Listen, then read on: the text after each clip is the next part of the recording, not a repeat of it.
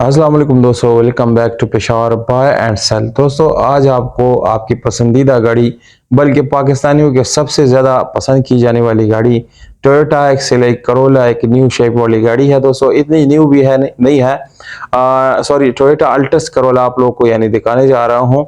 और ये new shape में आपको मिलती है पुराने मॉडल्स के अंदर। और ये वाली शेप जो है ये पाकिस्तान में इंतहाई मकबूल तरीन है और काफ़ी लोग इसको पसंद करते हैं, बल्कि स्टिल अभी तक जो है ये पसंद किया जाता है और इसकी बहुत अच्छी परफॉर्मेंस है। दोस्तों ये फैमिली के लिए भी एक अच्छी गाड़ी है, कमर्शियल के लिए भी है, या किसी भी काम के लिए अगर आप ये गाड़ी खरीदते हैं तो ये एक बहुत ही बेस्ट ऑप्शन है। मैनुअल ट्रांसमिशन आपको इस गाड़ी में मिल जाती हैं, इसके अलावा electric power doors, windows mirrors मिल जाते हैं।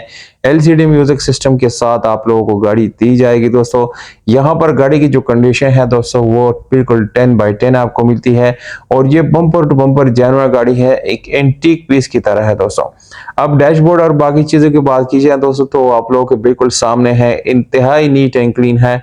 सीट्स की कंडीशन जो है वो भी काफी जबरदस्त आपको मिलती है। पर्श वगैरह की बात की जाए तो दोस्तों उसमें भी कोई प्रॉब्लम नहीं है। बाकी इसमें आप लोगों को स्पेशल अलार्म जो है वो आफ्टर मार्केट मिलते हैं।